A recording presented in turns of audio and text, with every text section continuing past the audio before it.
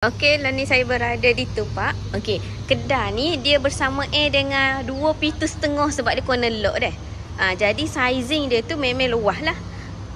Ban atas dia ni dah ada siling apa panggil?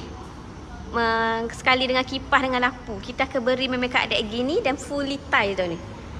Kecuali store belakang tu sahaja dia tak ada tiles dekat dengan bahagian tandas. Ni boleh buka juga sebab ni partition sahaja. Kalau contoh laki tak seguna, ni nak buka boleh. Okey. Luah lagi belakang ni. Ada satu toilet sini. Ni entrance belakang.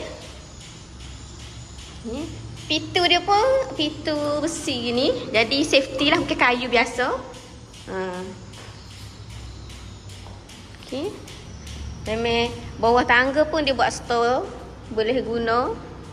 Kiranya dia ada 2 bawah tangga sebab dia bersama dengan dua shop block lah ni.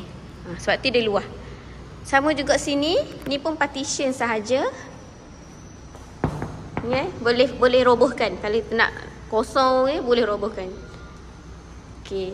Ada bentuk bangunan ni dia menyerong sikit. Jadi dia tak sama, bukannya standard size lah. Okay, dia ada tandas juga sini satu. So total 2 tandas. Okay, so siapa-siapa berminat boleh mari tengok.